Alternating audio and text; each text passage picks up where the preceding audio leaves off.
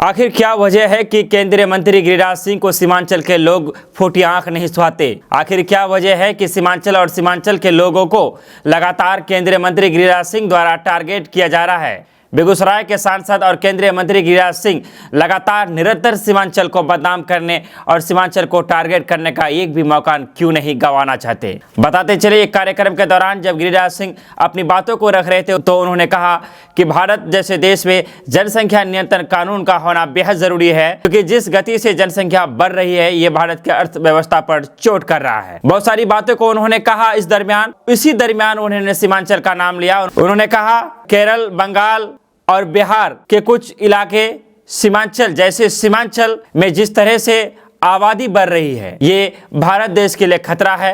उन्होंने यहाँ तक कहा कि रणनीति के तहत कुछ लोग अपनी आबादी को बढ़ाने का काम करते हैं। गिरिराज सिंह ने कहा कि आपने देखा होगा कि जहाँ जहाँ बहुसंख्यकों की आबादी कम हुई वहाँ लोकतंत्र खतरे में आ गया। इसलिए जरूरी है कि जल्द से जल्द जनसंख्या नियंत्रण कानून को बनाया जाए, लागू किया जाए और जो लोग इस कानून को मानने से इनकार करें उनका वोटिंग अधिकार समाप्त कर दिया जाए, छीन लिया जाए। आपको हम बता देना चाहते हैं कि कुछ माह पहले भी केंद्रीय मंत्री और बेगूसराय के सांसद गिरिराज सिंह द्वारा सीमांचल के लोगों को टारगेट किया गया था। सीमांचल इलाके में मुख्यतः किशनगंज, अररिया, पूर्णिया ये जिले हैं जो सीमांचल के नाम से जाना जाता है। इन्हीं जिलों में से एक जिला है किशनगंज, जहां का एक विधानसभा है कोचाधामन। गिरिराज सिंह ने कुछ माह पहले कोचाधामन का नाम लेकर कहा था कि अगर आपको हिंदुस्तान देखना है, अगर आपको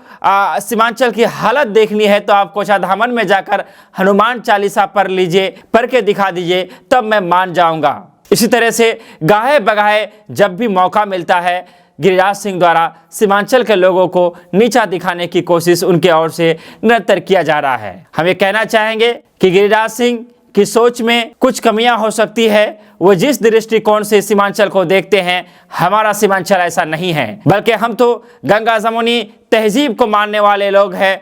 और वाहिद सीमांचल एक ऐसा इलाका है, सीमांचल एक ऐसा क्षेत्र है जिन्होंने कभी भी किसी धार्मिक दंगे में अपनी हिस्सेदारी सुनिश्चित नहीं किया। देश जलता रहा, देश में दंगे होते रहे, लेकिन सीमांचल ने कभी भी अपनी गंगा जमुनी तहजीब को बिगड़ने नहीं दिया। हमने कभी भी किसी कीमत पर अमन और भाईचारे से कोई समझौता नहीं किया। फिर क्यों इतनी मोहब्बत से रहने के बाद भी हम गंगा जमुनी तहजीब के पैरोकार लोग हैं, फिर भी क्यों गिरिराज सिंह द्वारा सीमांचल के लोगों को बार बार टारगेट किया जा रहा है? आखिर गिरिराज सिंह की सोच क्या है? आखिर गिरिराज सिंह चाहता क्या है? जब भी उन्हें मौका मिलता है तो सीमांचल को नीचा दिखाने की कोशिश क्यों करता है? जबकि हम उन्हें बता देना चाहते हैं केडीबी लाइव के जरिए हम भारत के केंद्रीय मंत्री और बेगूसराय के सांसद गिरिराज सिंह तक ये मैसेज को पहुंचाना चाहते हैं कि आओ कभी हमारे सीमांचल में और देखो हम लोग किस तरह से ईद और दिवाली साथ मिलकर मनाते हैं। हम धर्म के झगड़ों में नहीं पड़ते, हम मोहब्बत से रहने वाले लोग हैं। यहाँ की फिजाओं में अमन है, यहाँ की फिजाओं में मोहब्बत है, भाईचारा है। बल्कि यूं कहिए कि सीमांचल ही वाहिद हिंदुस्तान का वो इलाका है जो गंगा जमुनी तहजीब को बचा कर रखा है और हम ही गंगा जमुनी तहजीब की मिसाल है। मैं तमाम तर सीमांचल वासियों से ये कहना चाहूँगा कि आखिर हम गिरिराज सिंह तो कैसे ही जवाब पहुँचाए। हालांकि ये बात भी सही है कि गिरिराज सिंह चर्चा में बने रहने के लिए अक्सर ऐसी बातें करते रहते हैं। अब उनकी बातों को भी कोई ज़्यादा महत्व नहीं दिया जाता है, लेकिन फिर भी कहीं ना कहीं गिरिराज सिंह द्वारा सीमांचल में जो शांति है वो उन्हें से देखा नहीं जाता, वो उनसे बर्दाश्त नहीं होता।